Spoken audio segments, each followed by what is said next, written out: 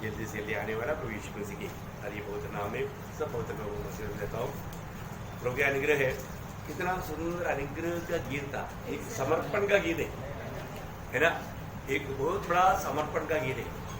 अपने जीवन में कई बार हम गीत गाते हैं पर जो उसका अर्थ ना समझ करके मतलब हम गीत गाते हैं, लेकिन ये सही प्रकार एक समर्पण का गीत था। कितने लोगों ने समझा उस बात को, है ना।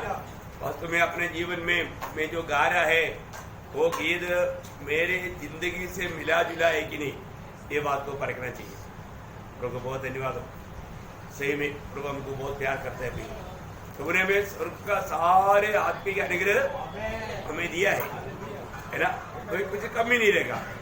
फिर भी हम आनंदित है, सब लोग आनंदित है। सब एक दूसरे के चेहरे देखो, देख लो चेहरे देखने के टाइम पर हम हंसकर दिखाए कि उसमें काफी है क्या, नहीं। सच में हमें आनंद होना चाहिए। मतलब जो प्रभु को पाया है, प्रभु का मतलब प्रभु को ग्रहण किया है, नए जन्म पाया है, उसके अंदर ये आनंद रहेगा। क्योंकि प्रभु ने खुद वायदा दिया यूहन्ना 16:22 में कि तुम्हारा आनंद कोई छीन नहीं ले सकता।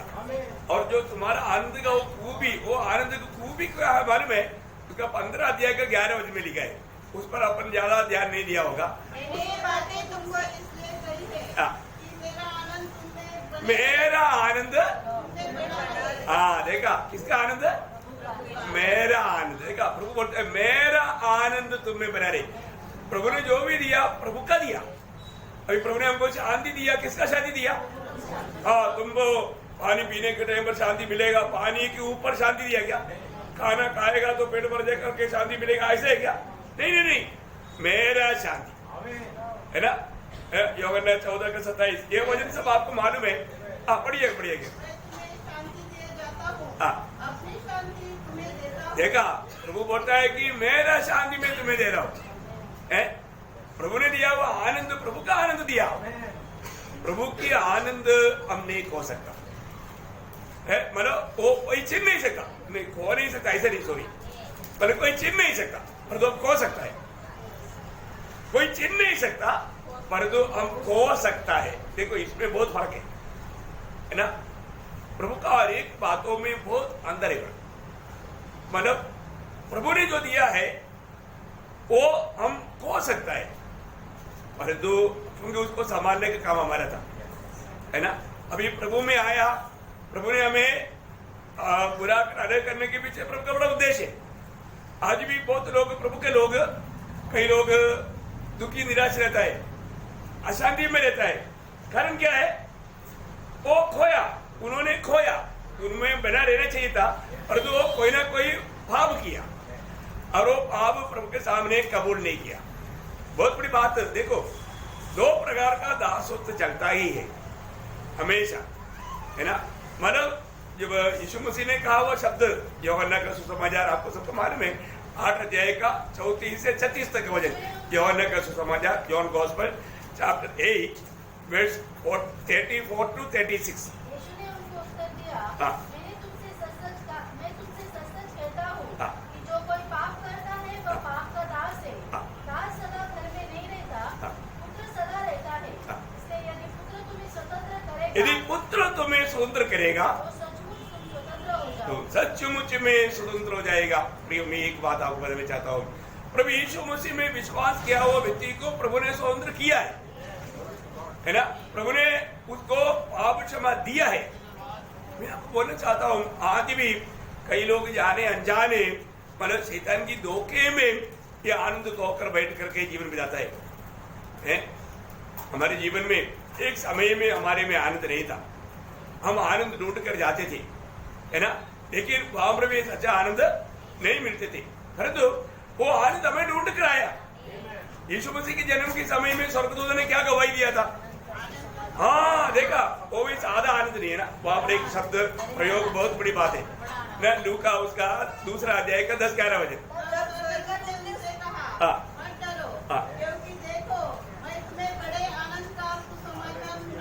कैसा बड़े आनंद, देखो प्रियो, बड़े आनंद। आप सोचो प्रियो, हमें मिला हुआ आनंद कैसा है? बड़ा आनंद है, बड़ा आनंद हमें मिला हुआ। शांति कैसा है? हमारा समझ से परे आनंद, शांति, हमारा समझ से परे शांति। फिलिपियों 4:7 में लिखा है ना। मैं सारे वचन उठाकर नहीं पढ़ाता हूँ। हमें जो भी मिलता है ना, अभी स्वर्ग का हर एक बात प्रियो, हम स्वर्ग का नागरिक है और स्वर्ग के बारे में अभी वर्णन करने के लिए जाएगा तो हम नहीं समझ सकता।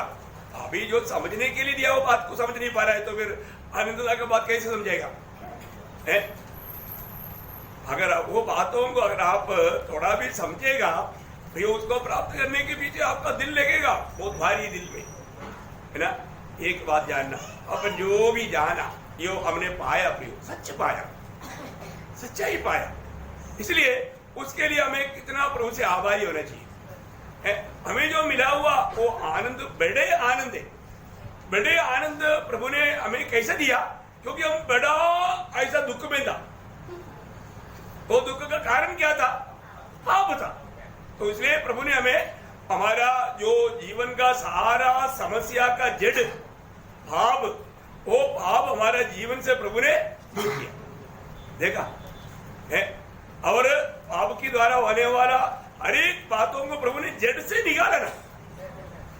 अभी अपने को ऐसा बातों के बारे में कोई टेंशन देने का कोई सवाल नहीं, है ना। बहुत बड़ी बात है। इस दुनिया में देखो नेता लोग बहुत आया है, परंतु वो लोगों के जैसा नहीं हमारे यीशु मसीह। हमारे यीशु मसीह इन सारे बातों से अलग है प्रियो, क्योंकि आपको मालूम है ना, दो सच्चाई है।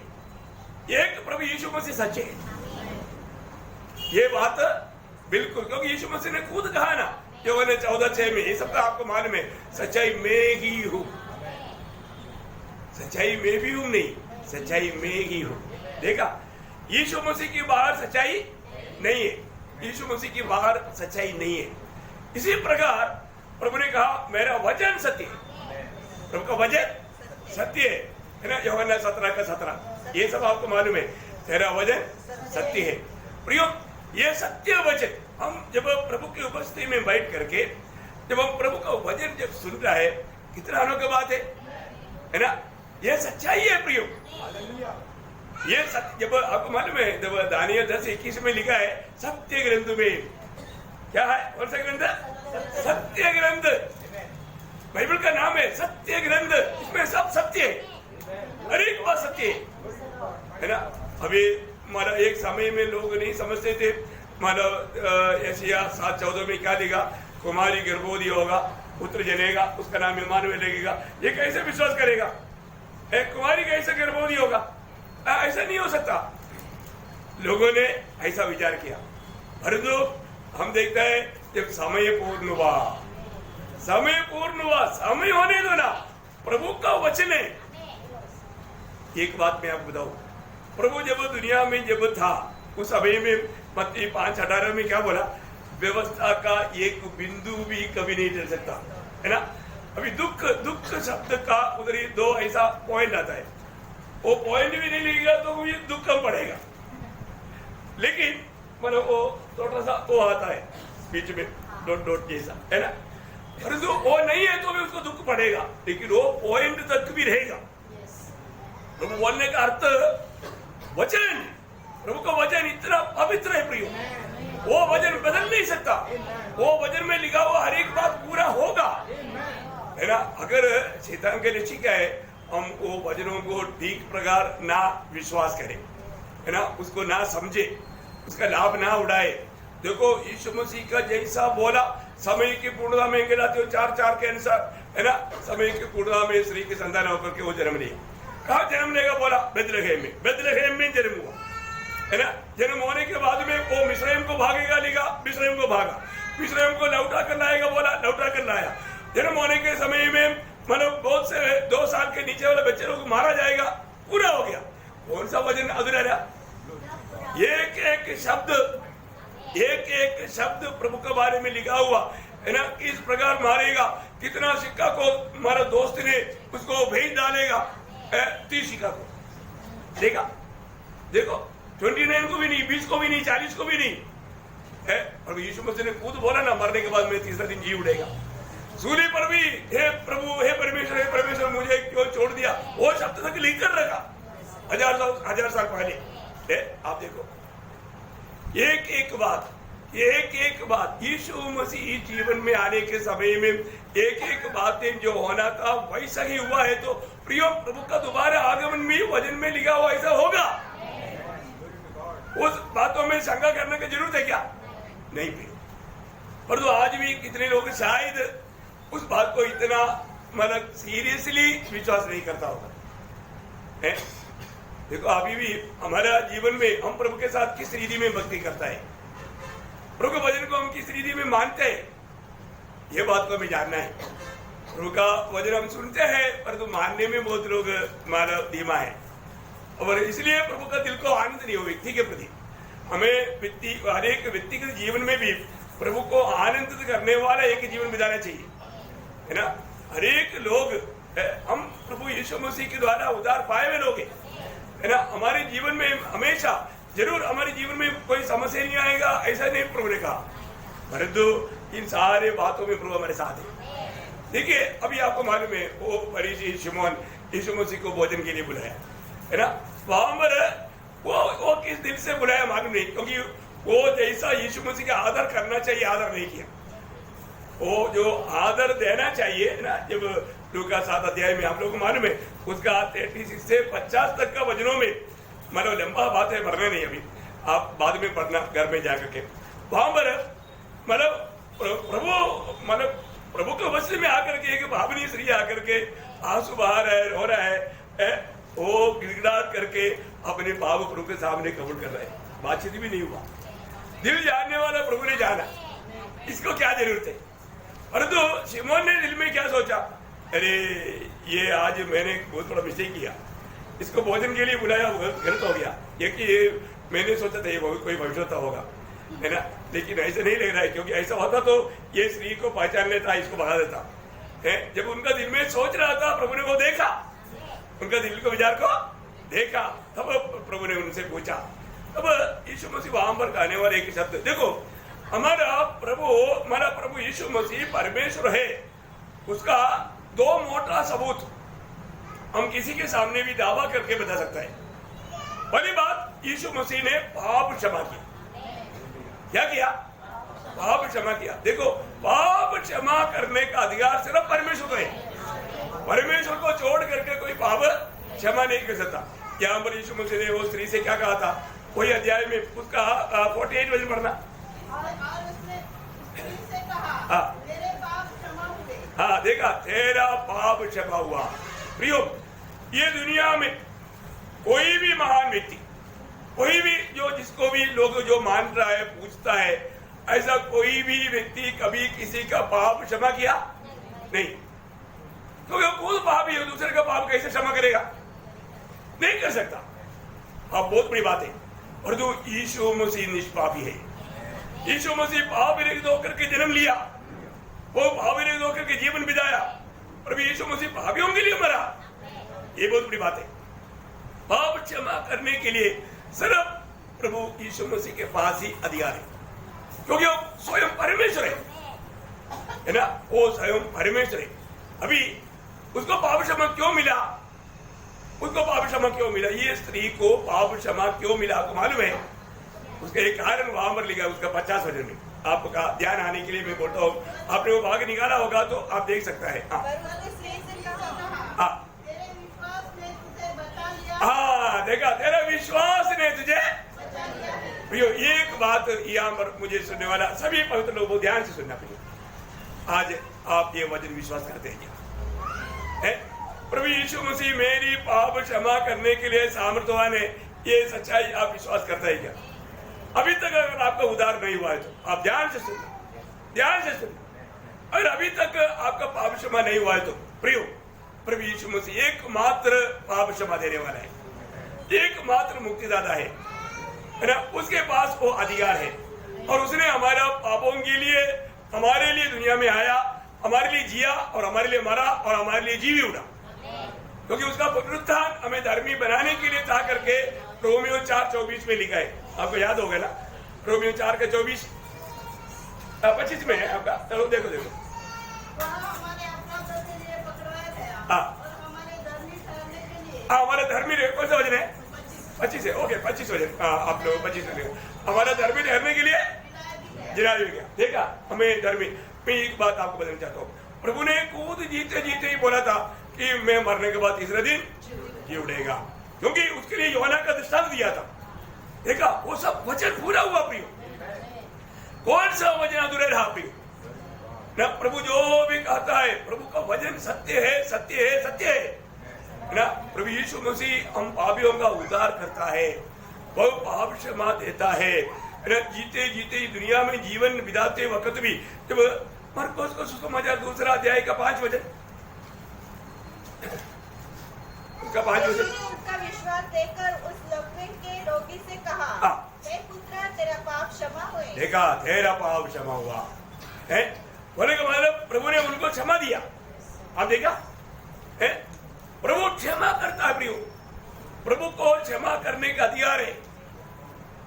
प्रभु के क्षमा हुआ है, इसलिए प्रभु ने उसको डांट उड़ा कर ले चल बोला तो ले चला। बात समझ में आया? वो उसका मानव प्रमाण है, वो बात का सबूत है। आप देखा, यदि पाप क्षमा नहीं हुआ, पाप क्षमा नहीं हुआ तो वो उड़ भी नहीं सकता, वो घाट लेकर के चल भी नहीं सकता।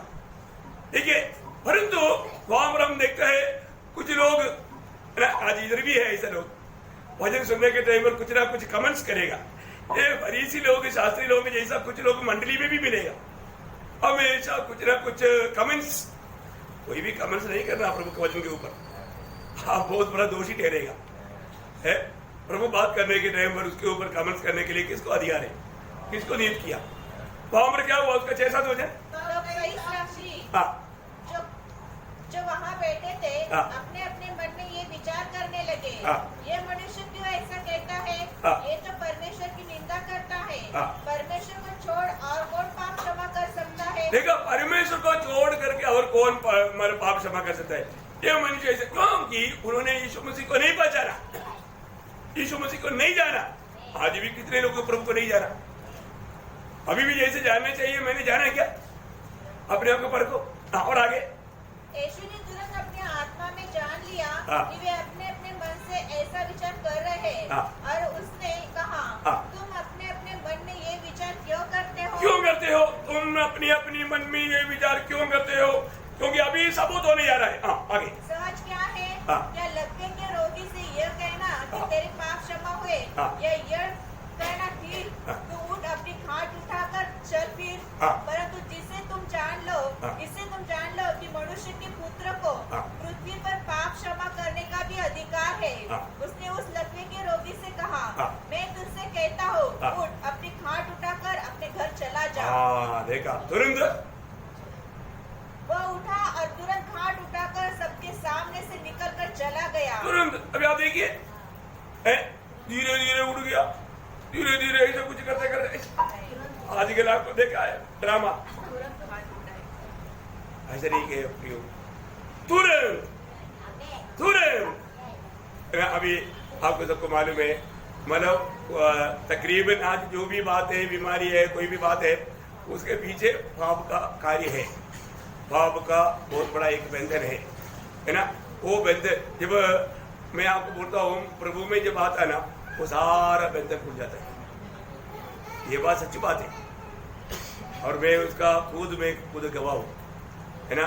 मेरे जीवन में मैंने मानो करीब 8 साल का उम्र से 24 साल का उम्र तक मैं बहुत अस्थमा का तकलीफ में तड़पता था। इतना मानो श्वास मिलता नहीं था। आपको मालूम है अस्थमा का तकलीफ क्या होता है? इधर बैठा हुआ आपको मालूम है, इतना भारी तकलीफ में तड़पता था। लेकिन जिस दिन, अगर मैं एक्चुअली प्रभु को ग्रहण किया, चंगाई के लिए ग्रहण नहीं किया, लेकिन जब मैंने प्रभु को ग्रहण किया, उसी घड़ी में वो बीमारी चला गई। उसी घड़ी में, आप सोचो, उसी घड़ी में मैं इतना चकित हुआ। मैं बोला, बाप रे, कैसे क्या बात है, अभी जिंदगी में सोच ही नहीं सकता है।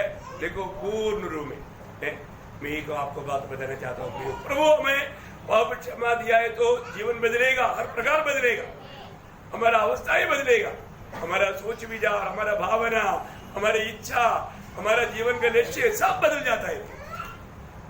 क्योंकि सब कुछ अभी वो वचन कैसा बोलता है, दूसरा कुरिन्थी 5:17, यदि जो कोई मसीह यीशु में है वह नया स्थिति है, पुराना बात बीत गया, देखो सब बातें, देखा सब बातें नया हो गया, नया हो गया प्रियो, नया हो गया। मैं आपको बताना चाहता हूँ प्रियो, यहाँ पर प्रभु ने उन्हें पाप क्षमा दिया, पाप क्षमा दिया। अभी आपको मालूम है, मतलब यहूदी लोगों का हमेशा प्रभु यीशु मसीह के ऊपर का कंप्लेंट क्या था? यीशु मसीह के ऊपर कंप्लेंट नहीं था। जब यूहन्ना का सुसमाचार उसका 10 अध्याय का 33 वचन, यूहन्ना का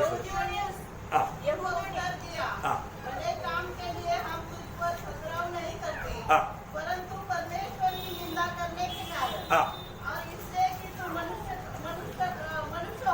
मनुष्य होकर अपने आप को परमेश्वर बनाता है। मनुष्य होकर तो अपने आप को परमेश्वर बनाता है। देखा, समझ में आया प्रियो? व्यवस्था जानने वाला यहूदी लोगों ने जाना ये काम, ये बात करने वाला स्वयं परमेश्वर है, और जो ये अभी मनुष्य है, ये कैसे परमेश्वर है? देखा, अभी वो बात उन लोगों को समझ में नहीं है।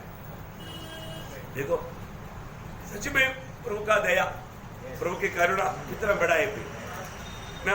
बार बार उसका यूहन्ना का सुसमाचार में उसका 5 अध्याय का 18 वचन पढ़ना। इस कारण यहूदी और भी अधिक उसके मार डालने का प्रयत्न करने लगे, क्योंकि वह न केवल सत्य की विधि को तोड़ता, परंतु परमेश्वर को अपना पिता कहकर, देखा, परमेश्वर को अपना पिता कहकर अपने आप को परमेश्वर की तुल्य भी ठहराता। देखा, परमेश्वर को अपना पिता कह करके अपने आप को परमेश्वर का तुल्य ठहराता। देखा, ये उनकी नजर में एक बड़ा गुनाह है। वो मतलब धर्म की नशा में वो लोगों को इसलिए प्रभु के ऊपर बहुत बड़ा चिढ़ाया, बहुत बड़ा चिढ़ाया।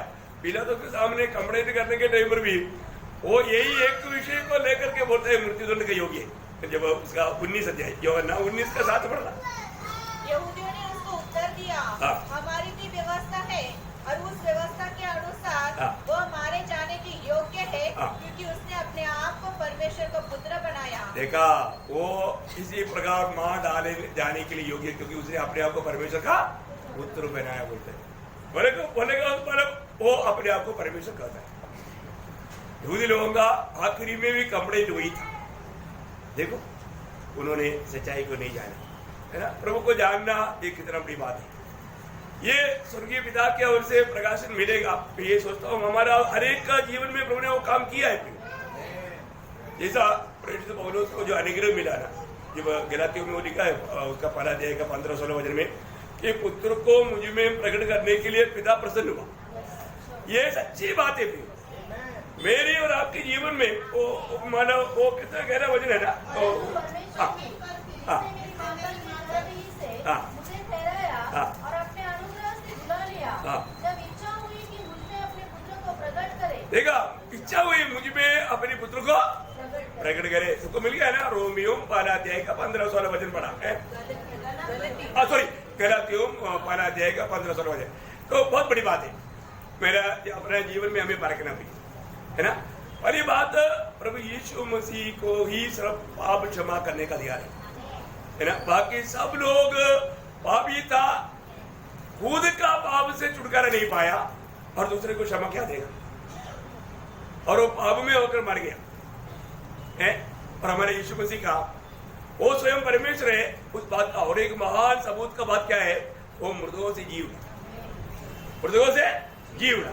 बाकी सब पापी है, इसलिए उनका 2 दिन रहता है, एक जन्मदिन और एक मृत्यु दिन। और तो हमारे यीशु मसीह का 3 दिन है ना। जन्मदिन भी है, मृत्यु का दिन भी है, पुनरुत्थान का दिन भी है। कौन सा? पुनरुत्थान का दिन भी है। क्योंकि हमारे यीशु मसीह है ना, रोमियो का पत्री में लिखा है 1 अध्याय का 5 वचन।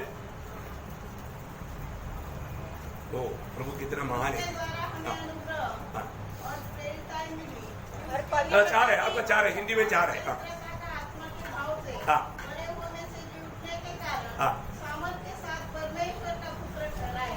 देखिए, वो जी उड़ा इसलिए प्रभु का पुत्र ऐसे ही क्या? नहीं, वो प्रभु का पुत्र ही है, लेकिन वो जी उड़ा। प्रियो, अरे हमारे प्रभु यीशु मसीह मृतकों से तीसरा दिन जी उड़ा उसने अपने वजन के अनुसार, ये सोचता हूँ अभी वो बात अभी अपना विषय पर आने वाला है। मैं एक बात आपको बताना चाहता हूँ, यीशु मसीह जी नहीं उड़ा होता तो क्या होता है ना। आज इस वजन को हमें कितना गंभीरता से समझना चाहिए। हर एक बात हम प्रभु का वजन की आधार लेकर के, आपको मालूम है शैतान भी मानने वाला एक बात है, प्रभु का वजन सत्य है। क्योंकि इसलिए यीशु मसीह को भी बोला वजन में ऐसे लिखा है, केवल वजन सत्य है ना, वजन सत्य है करके शैतान भी मानता है। देखा कितना गंभीर बात है। पर तो अभी भी बहुत लोग नहीं मानते। क्या नहीं मानता? प्रभु का ये सत्य वजन को नहीं मानता है। प्रभु का वजन में इसलिए ना, हमारा परिवार में भी प्रभु ने ये वजन दिया है बच्चों के लिए। 119 वजन से बार बार वजन की महत्व जानने के लिए पढ़ना अच्छी बात है। उसका 9 वजन पढ़ना, मतलब 119 का 9 वजन ऐसे सुधरेंगे। देखा, प्रभु का वजन के अनुसार सावधान रहने से। प्रियो, एक व्यक्ति को सचमुच में एक पवित्र जीवन बिताने की इच्छा है तो उसके लिए एकमात्र उपाय है प्रभु के वजन के अनुसार जीवन बिताना। प्रभु का वजन को मानना, प्रभु का वजन को मानना है ना। ये वजन को हम सुनता है, ये वजन को हमें क्या करना चाहिए? उसका 11 वजन में मैंने तेरे वचन को अपने हृदय में रख छोड़ा है कि तेरे विरुद्ध पाप न करूं। कितना अच्छी बात है ना। आज बहुत लोग आप क्यों करता है? हृदय में वजन नहीं, हृदय में वजन नहीं। प्रियो, ये वजन प्रभु चाहता है हर एक पवित्र लोग ये प्रभु का वजन को प्रभु माना अपने हृदय में रखे। हृदय में प्रभु का वजन रहे, हृदय की पटरी पर लिखा जाए। बहुत बड़ी बात है, बहुत बड़ी बात है ना। आज कई लोगों को प्रभु का वजन पर विश्वास करना नहीं होता, लेकिन नहीं होता है ना। कई मतलब बड़े बड़े लोग भी है ना, दुनिया की रीति में बड़े बड़े लोग भी प्रभु के वजन पर विश्वास करना नहीं होता बोल करके वो लोग वजन बढ़ने के बाद में विश्वास नहीं किया बोल के वजन गलत होगा क्या? कभी नहीं, कभी नहीं ना। रोमियो का पत्री में ऐसे लिखा है, रोमियो उसका 3रा अध्याय का 3रा वजन। यदि कुछ विश्वासघाती निकले भी तो क्या हुआ? क्या उनके विश्वासघाती होने से परमेश्वर की सच्चाई व्यर्थ ठहरेगी? हाँ, देखो, परमेश्वर की सच्चाई कभी भी व्यर्थ नहीं ठहरेगा। प्रियो, प्रभु की वचन में लिखा हुआ जैसा लिखा वैसा ही होगा। प्रभु का वचन कभी भी बदलेगा नहीं। आपने विश्वास नहीं किया, उसका नुकसान आपको रहेगा। प्रभु का वचन को हम सुनने के बाद में उसको हमें मानना चाहिए। आज कितनी प्रकार है ना, प्रभु को दिल को प्रभु लोग दुख देता है ना।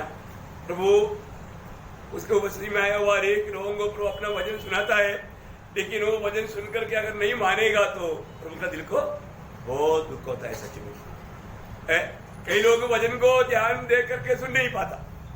अब लोगों को कभी कभी कुछ ऐसा वचन ये याद होने के लिए, याद दिलाने के लिए, आपका लाभ के लिए मैं कभी कभी बार बार सुनाता हूँ। उसमें से एक वचन है पहला शमूएल 15 अध्याय का 22-23 वचन। पहला शमूएल ये ऐसा वचन मारा है ना, बहुत अनमोल वचन है।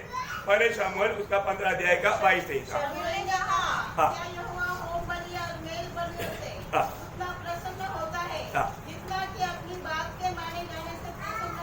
हाँ, देखा, बात की वचन सुन करके बात मानने वालों में प्रभु जो प्रसन्न होता है, बाकी कोई भी बातों में इतना प्रसन्न नहीं होता।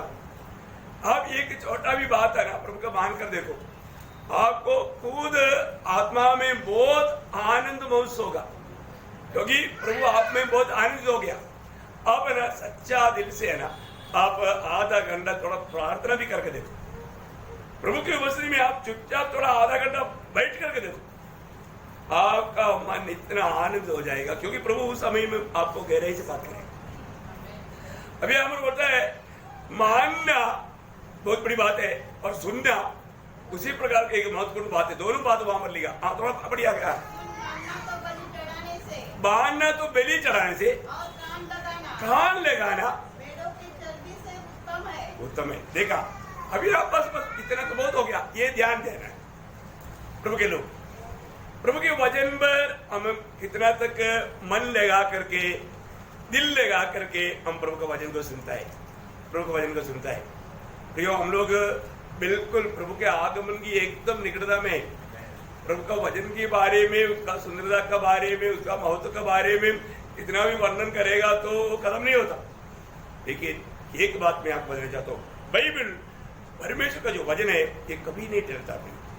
वचन में लिखा हुआ हर एक बात सच्चे है, वो समय पर पूरा होगा, है ना। इसलिए प्रभु के वचन में लिखा हुआ एक एक बातों को सही रीति में समझना, जानना बहुत जरूरी बात है। अभी आपको मालूम है, कई बार आप लोगों को बताया हुआ एक बात है, बाइबल में दो व्यक्ति के अलावा तीसरा व्यक्ति नहीं। कितने व्यक्ति है? अभी हम लोग इधर बहुत लोग बैठा ना, और तो हम लोग यहाँ पर बैठा हुआ सब लोग ये दो व्यक्ति में एक व्यक्ति में है। अभी आप देखो, अभी आप देखो, ये बात भी, ये जानकारी तक हमारे लिए कितना श्रेष्ठ है। ये बात देखो, आप सुसमाचार को ग्रहण करना या इनकारना, ये आपका भविष्य को मतलब बताता है। अगर आपने सुसमाचार को इनकारा तो आपका भविष्य कहाँ जाएगा? नरक। और आपने सुसमाचार को स्वीकारा तो आप स्वर्ग जाएंगे। ये भी एक बात है ना। उसी प्रकार मतलब बाइबल कहता है हम हर एक मानव जाति सिर्फ ये दो व्यक्ति के अंदर है। इसमें मेरा स्थान कहाँ पर, ये जानना। जब पहला कोरिन्थी 15 अध्याय का 45 वचन, तो वचन वाला आपको मालूम है। ऐसा ही लिखा भी है कि प्रथम मनुष्य अर्थात आदम जीवित प्राणी बना और अंतिम आदम जीवनदायक आत्मा बना। देखो, अभी एक प्रथम और एक अंतिम, दो मनुष्य है। एक प्रथम मनुष्य आदम और एक अंतिम आदम, दो मनुष्य है। ये दो मनुष्य में सारा मानव पीढ़ी है। आप देखो है, अभी मैं कहां पर है, आज मैं कहां पर है। यदि मेरा नया जन्म नहीं हुआ, मेरा उद्धार नहीं हुआ, तो मैं पहला आदम में, पहला मनुष्य में है। अब देखिए, और मैं पहला मनुष्य में रहेगा, फिर मेरे लिए कितना बड़ा नुकसान की बात है। पहला मनुष्य आदम में रहना तो उसका वही 15 अध्याय का 22 वचन, और जैसे आदम में सब मरते हैं, हाँ देखा, आदम में सब मरते हैं, वैसे ही मसीह में सब जिलाए जाएंगे। मसीह में है तो जिलाया जाएगा। देखा, मसीह में है तो जिलाया जाएगा। बहुत बड़ी बात है। मैं आपको बताना चाहता हूँ, ये विषय बहुत गंभीर है। मैं इसलिए प्रभु का वचन का थोड़ा सा आपको आउटलाइन दे करके मैं अपने विषय के ओर आ रहा हूँ। क्योंकि क्या है, आप ये वचनों को थोड़ा ठीक से समझना। वचन अगर ठीक से नहीं जाएगा, क्योंकि ये हमारा भविष्य की संबंध की बात है, आनंदता का संबंध की बात है। अभी हमारा खास बात क्या है कि आज मैं जो आपको एक्चुअली जो बोलने के लिए जो जा रहा है, उसका 23 वचन, 15 अध्याय का 23 वचन। हर एक अपनी अपनी बारी से, देखा, हर एक अपनी अपनी बारी से। पहला फल मसीह, पहला फल मसीह, फिर मसीह के आने पर उसके लोग। देखिए, यहाँ पर पुनरुत्थान का 3 लाइन है। कितना? 3 भाग। कितना? 3 भाग। अब देखो, थोड़ा सा मुझे मानो हिंदी में बोलने के लिए थोड़ा सा दिक्कत आएगा, कुछ शब्द नहीं मिलेगा, लेकिन आप लोगों को प्रार्थना के साथ रहेगा तो प्रभु की आत्मा आपको वो भी बात रिवील करेगा। मैं इसलिए एकदम नहीं बात कर जाएगा। मुझे इतना अद्भुत हुआ जब कल भी जो संदेश आया तो वो पहला फल का बारे में थोड़ा प्रकाश मानव जीबू ने डाला था। अब मैं जबकि उसका मैं बहुत विस्तार से तैयार करके आया था, मेरे को इतना आनंद हुआ। तो वो आत्मा जो सुनाना था वही सुनाया एक्चुअली, है ना। पहला फल मसीह। देखिए, अभी सबसे बड़ी बात है, ये दुनिया में किसी को भी मरने के बाद के जीवन के बारे में कुछ भी नहीं मालूम। कितना भी बड़ा ज्ञानी हो, उनको नहीं मालूम। सिर्फ हम मसीह लोगों को या उद्धार पाए हुए लोगों को, जो प्रभु का वचन पर विश्वास किया, प्रभु की आत्मा पाया, उन्हीं को मालूम, बाकी किसी को नहीं मालूम है।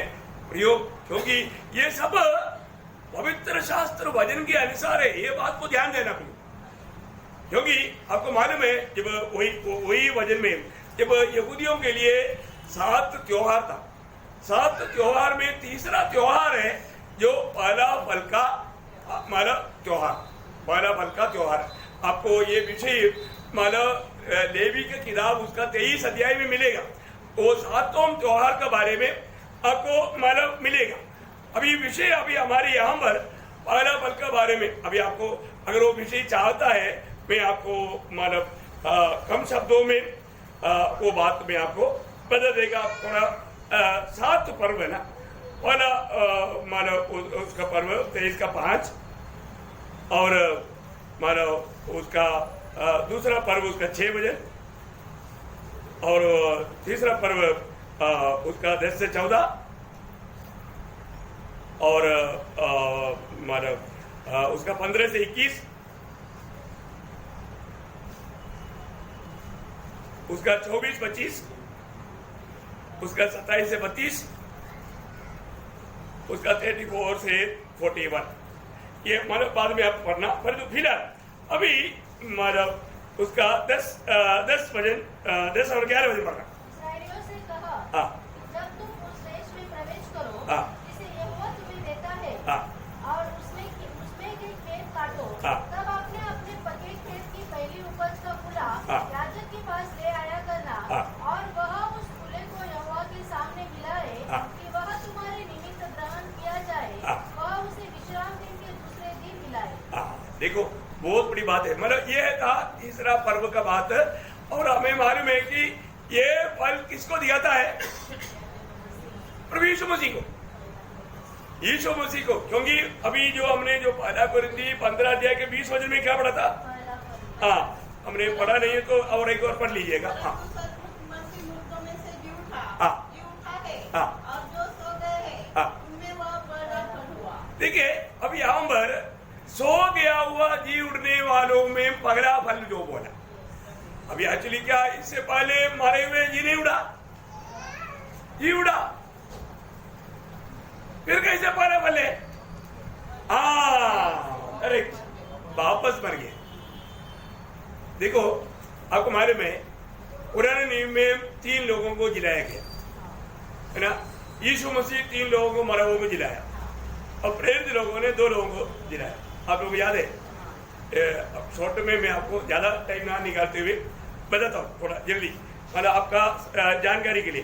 पहली बात मतलब एलिया ने सरेबात का विधवा का बेटे को जिलाया था, है सरेबात का विधवा का है सरेबात, बराबर है ना? हाँ मतलब थोड़ा मेरा बोलने में प्रोनाउंसिएशन में कोई फर्क आ गया तो बोल सरेबात।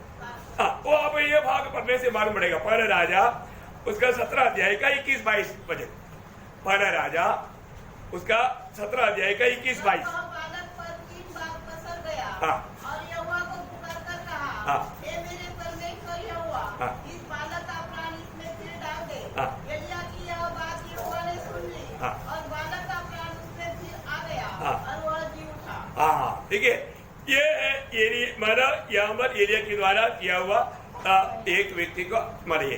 दूसरा फिर एलीशा के द्वारा सुनेम की बेटे को, सुनेम की औरत उसका बेटे को जिलाया। दूसरी राजा उसका 4 अध्याय का 33 से 36 तक का वचन।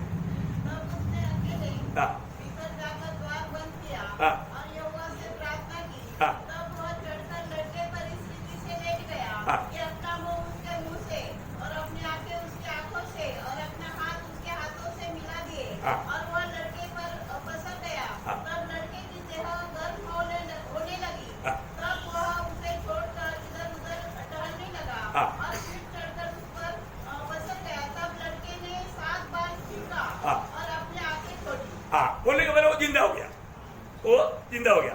तीसरा कौन है? वही मानव एलीशा के द्वारा उसका हड्डी छुआ तो मानव एक व्यक्ति जिंदा हुआ, वो है वही दूसरा राजा 13 अध्याय उसका 20 से 21 वचन। तब एलिशा मर गया हाँ। और उसे मिट्टी दी गई।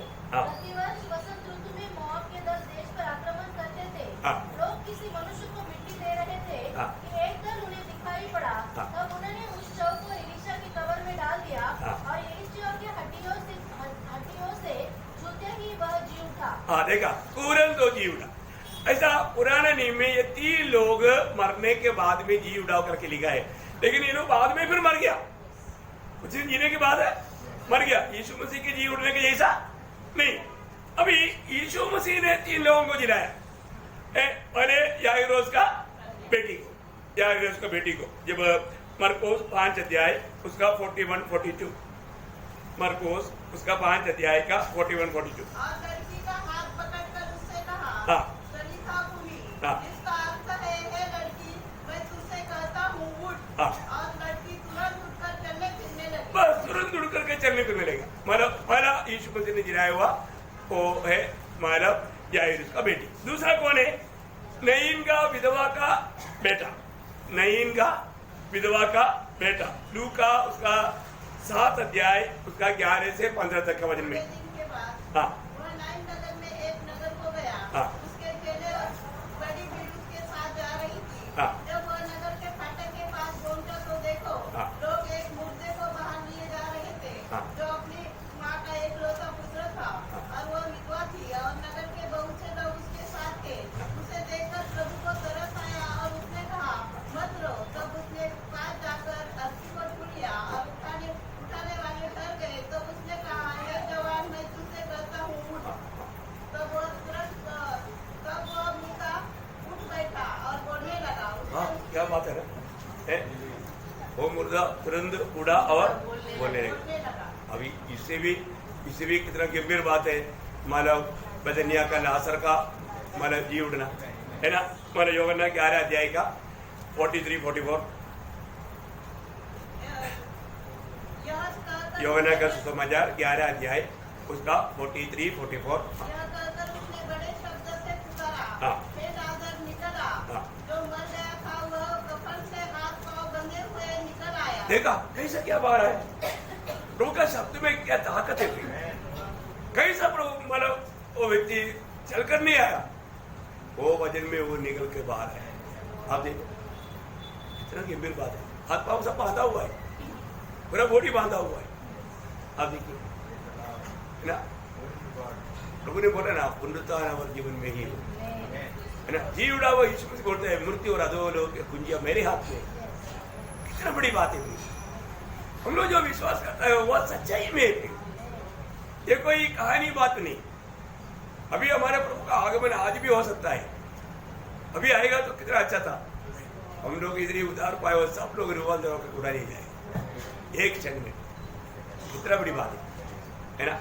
ये 3 लोग था यीशु मसीह के द्वारा जिलाया गया। इसका मतलब आपको याद आ गया, पुराने नियम में 3 लोग और वो एलिया और एलीशा के द्वारा, और नया नियम में यीशु मसीह के द्वारा 3 लोग।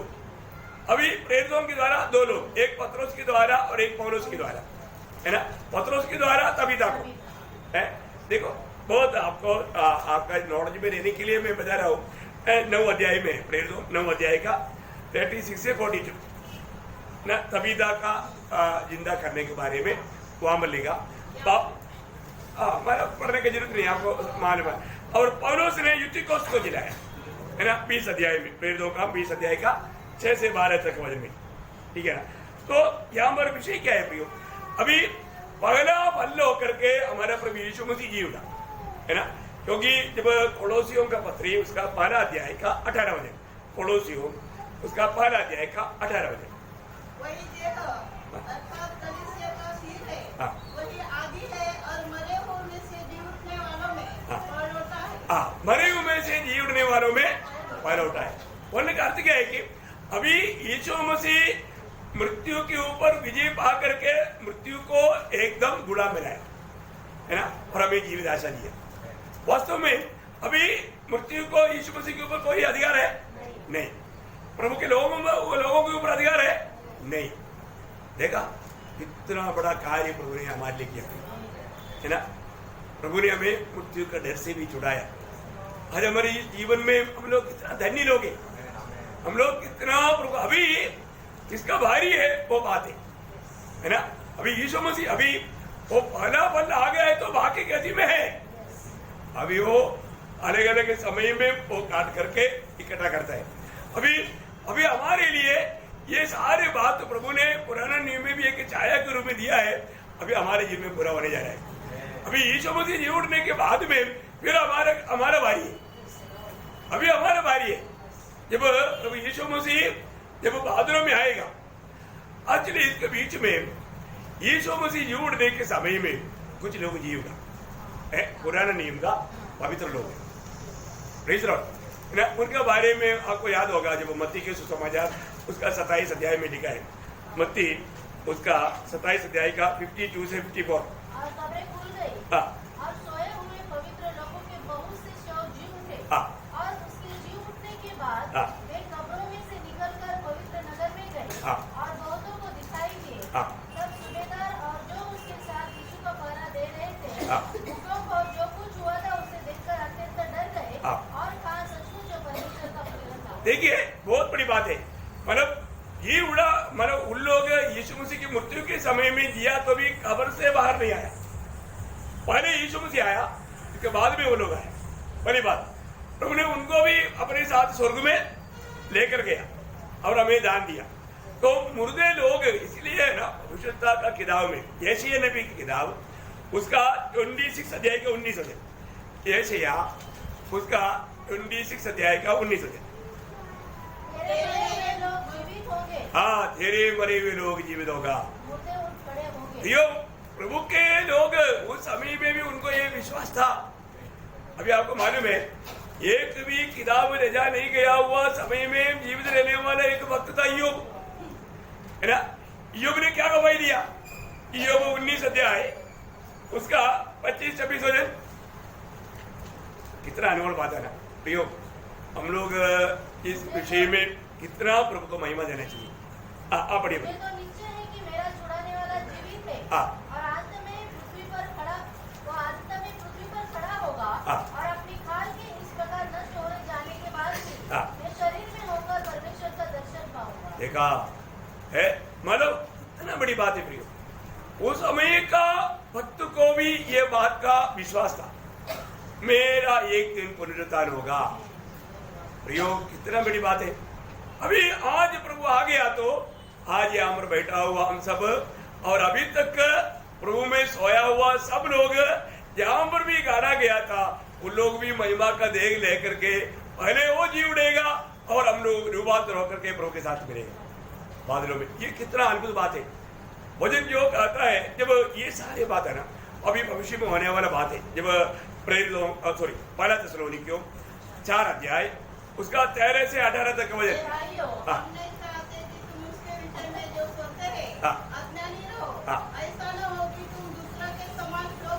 देखा मतलब वे लोग अभी क्या कर रहा है, सो कर रहा है, सोया है। क्या किया, जो मर गया था वो सो गया, नींद में है, नींद में निद्रा में है ना। पुत्र लोगों का मृत्यु एक निद्रा है, वो विश्राम में है। कितना अनमोल बात है। हाँ आगे आगे बढ़िए। हाँ, क्योंकि यदि हम विश्वास करते हैं कि यीशु मरा और जी भी उठा, तो वैसे ही परमेश्वर उन्हें भी जो यीशु में सो गए हैं उसी के साथ ले आएगा। देखो यीशु में सो गया हुए लोगों को भी प्रभु की उस बादलों में आने के समय में उनको लेकर आएगा। क्योंकि हम प्रभु के वचन के अनुसार तुमसे यह कहते हैं कि हम जो जीवित है और प्रभु के आने तक बचे रहेंगे सोए हुए से कभी आगे न बढ़ेंगे। क्योंकि प्रभु आपकी स्वर्ग से उतरेगा, उस समय ललकार और प्रधान दूत का शब्द सुनाई देगा और परमेश्वर की सुनी फूंकी जाएगी और जो मसीह में मरे हैं वे पहले जी उठेंगे। तब हम जो जीवित और बचे रहेंगे उसके साथ बादलों में उठा लिए जाएंगे कि हवा में प्रभु से मिले और इस रीति से हम सदा प्रभु के साथ रहेंगे। देखो ये विषय आपको थोड़ा मतलब गहराई से आपको मैं बोलने जा रहा हूँ, आप लोग इसको बहुत ध्यान से समझना, क्योंकि ये हमारे जीवन में भविष्य में होने वाला बातें हैं। अभी ये सब वचन में लिखा वो बात जैसा लिखा वैसा होगा। अभी हमें मिलने वाला शरीर, उसका खूबी, ये सारे बात अभी एक क्लासों में आप लोग थोड़ा और भी डिटेल से जानेंगे। बोलने का अर्थ अभी प्रभु की आगमन में जिस समय में प्रभु बादलों में आएगा, भैया आपको सबको मालूम है प्रभु का आगमन का 2 भाग है, एक गुप्त आगमन गुप्त आगमन में हम लोग सब जाएगा, मंडली प्रभु के साथ जाएगा, और वो समय में उसके लिए हमें कैसा तैयार रहना, कैसा मंडली जाएगा, ये भी बात तो मैं आपको बताऊंगा। इसलिए हमारे जीवन में सावधान रहना जरूरी बात है। हम गुप्त प्रभु का, जैसा प्रभु स्वर्ग में जाने के टाइम पर भी दो रीति में गया, एक गुप्त रीति में गया और एक प्रकट रीति में गया। गुप्त रीति में मरियम को जाने से पहले सिर्फ मिला था, उसके बाद वो गुप्त रीति में गया। लेकिन प्रकट रीति में जैतून पहाड़ से सबको आशीर्वाद देते हुए उनके आंखों के सामने वो उड़ाया गया। ओके, वैसे ही प्रभु की वापस आगमन में भी दो भाग है। एक मंडली के लिए वो गुप्त आगमन है, वो गुप्त आगमन में बादलों तक आएगा, उस समय में दुनिया में उतर कर नहीं आएगा। परंतु जब प्रकट आगमन में वो जैतून पहाड़ करके उतरेगा, जैतून पहाड़ में उतरेगा। परंतु ये जो अभी आगमन जो है, ये पहला पुनरुत्थान का पहला भाग है, उसमें मंडली उड़ा लिया जाएगा। उसके लिए कितना टाइम लगेगा? हाँ, पहला कुरिन्दी 15 अध्याय उसका 52-53 वचन। और ये क्षण भर में ही पलक मारते ही अंतिम तुरी फूकी गई, क्योंकि तुरी फूकी जाएगी और मुर्दे अविनाशी दशा में उठाए जाएंगे और हम सब बदल जाएंगे। देखा, मतलब हम सभी लोग, अब ये सब मतलब अपना सारे प्रभु में सो गया था, पेंटेकोस्त का दिन से लेकर के उधार पाए हुए जन, वो लोग महिमा का शरीर पा करके वो कब्र से उठने के समय में हम लोग जो जीवित है उनके साथ रूपांतर होकर के साथ में जाएगा। क्या अनमोल बात है। अभी ये सब थोड़ा हमें समझने से भी थोड़ा बहुत बार की बात है ना, लेकिन वचन में जो लिखा है सत्य लिखा है। ये वचन बदलेगा नहीं, ये वचन प्रभु का वचन है, ये प्रभु का वचन है। क्योंकि आखिर में प्रभु ने ये बात को आखिरी किताब को साइन करके दिया है, प्रकाशित वाक्य का किताब है ना, बहुत बड़ी बात है। वो यीशु मसीह का पत्र है ना, उसमें वो पूरा हुआ है। तो इसके बाद में फिर मान लो कुछ लोगों का पुनरुत्थान है, वो भी पहला पुनरुत्थान का बात है। वो सब अभी जो भी बताता है ना, वो भी पहला पुनरुत्थान का एक भाग है। ऐसा अभी पहला फल प्रभु यीशु मसीह था, वो होने के बाद में कहती में माना बारी बारी में एक आत्मा का अवस्था। अभी इसका है महाक्लेश के बीच में दो गवाहियों का पुनरुत्थान होगा, दो गवाहियों का है ना। जब प्रकाशित वाक्य उसका 11 अध्याय का 3 से 13 तक का वचनों में वो बात लिखा है। मालूम आप लोगों को मालूम है, फिर भी एक बार थोड़ा तेजी से पढ़िएगा।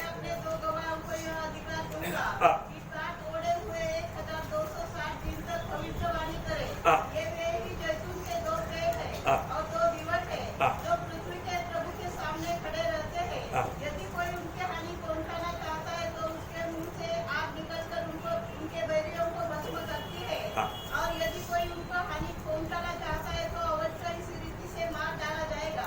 इन्हें अधिकार है कि आकाश को बंद करे कि उसकी करे कि उनकी भविष्यवाणी के दिनों में मेघ न बरसे, और उन्हें सब पानी पर अधिकार है कि उसे लहू बनाए, और जब जब वो चाहे तब तक पृथ्वी पर हर प्रकार की विपत्तियां लाए। जब वे अपनी गवाही दे चुकेंगे तो वह पशु जो अथाह कुंड से निकलेगा उनसे लड़कर उन्हें जीतेगा और उन्हें मार डालेगा। और आगे उनके शव उस बड़े नगर के चौक में पड़े रहेंगे जो आत्मिक रूप से सदम और मिस्र कहलाता है, जहाँ उनका प्रभु भी क्रूस पर चढ़ाया गया था।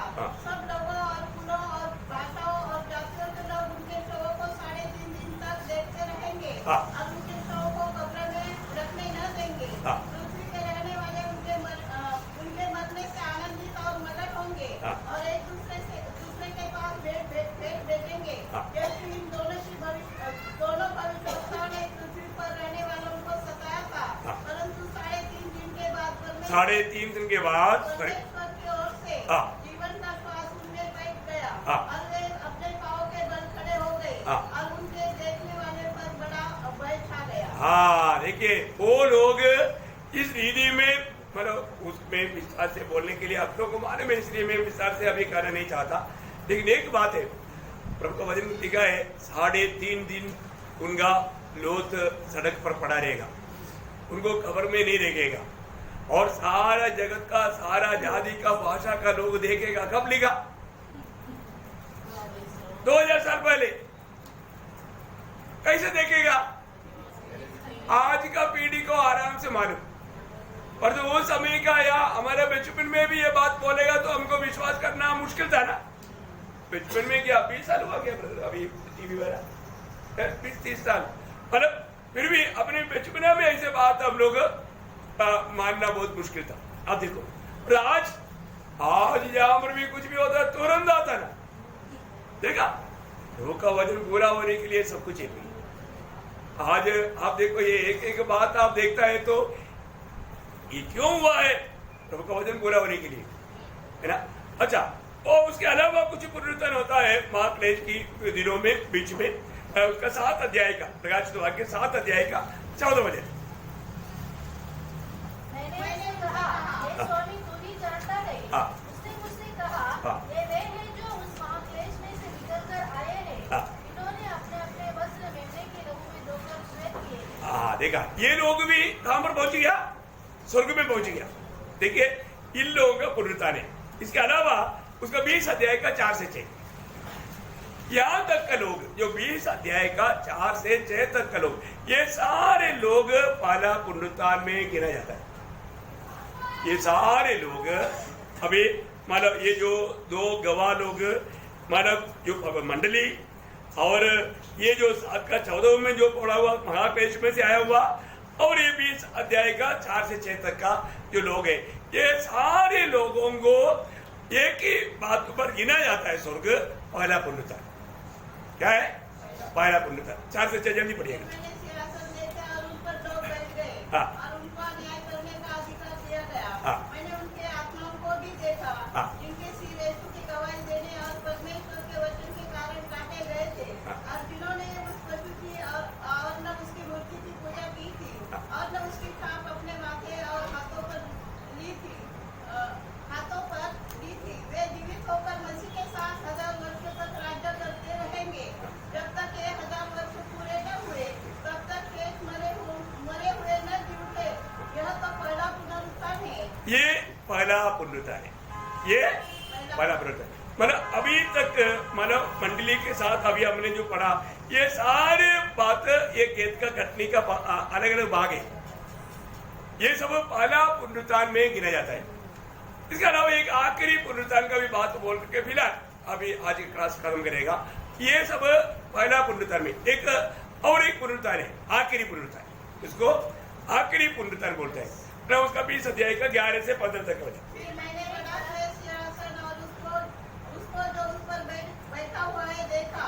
उसके सामने से पृथ्वी और आकाश भाग गए, और उनके लिए जगह न मिली। फिर मैंने छोटे बड़े सब मरे हुओं को सिंहासन के सामने खड़े हुए देखा, और पुस्तकें खोली गई, और फिर एक और पुस्तक खोली गई, अर्थात जीवन की पुस्तक।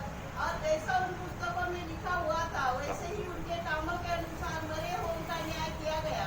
समुद्र ने उनमें मरे हुओं को जो उनमें से दे दिया, और मृत्यु और अधोलोक ने उन पर जो मरे हुए को जो उनके मरे हुओं को जो उसमें से दे दिया, और उनमें से हरेक के कामों के अनुसार उनका न्याय किया गया। मृत्यु और अधोलोक आग के बीच में डाले गए। यह आग की भी दूसरी मृत्यु है, और जिस किसी का नाम जीवन की पुस्तक में लिखा हुआ न मिला, वह आग के बीच में डाला गया। ये किसका पुनरुत्थान है? ये दुष्टों का, पापियों का, है ना। कईन से लेकर के सारे पापियों का ये पुनरुत्थान है। अभी मतलब पहला पुनरुत्थान का योग्य कौन है, उसका योग्यता क्या है, वो बात का क्लास आपको कल रहेगा। और पुनरुत्थान पाने वाला मतलब हमारे शरीर का खूबिया, वो भी बात बहुत पहले के लोगों को मालूम है, अभी नए नए लोगों को मालूम नहीं, उसको भी एकदम डीपली आपको बताएगा। आज में ये क्लास को यहाँ पर समाप्त करता है। प्रभु का आगमन का वो शुरुआत में जो हमने पढ़ा था 3 भाग में, पहला फल यीशु मसीह, फिर उसके आने पर और आखिर, ऐसा 3 मानव भाग में। वो तीसरा भाग सिर्फ दुष्टों के लिए, बाकी भाग में मानव मंडली भी है, महाक्लेश में मरने वाले लोग भी है, और आखिरी तक महाक्लेश के दिनों में मरने वाले लोग भी उसमें भाग आएगा। वे सभी लोग 1000 साल के राज में प्रभु के साथ राज में आएगा। प्रेस आइए इस समय में अपने आगे बंद करें। किसी को कोई डाउट वाला रहेगा तो आप मेरे को जरूर पूछना, क्योंकि क्या है कि अभी ये बहुत शॉर्ट में जा रहा है, इसलिए कई लोगों को इतना ज्यादा डिटेल से समझा नहीं होगा।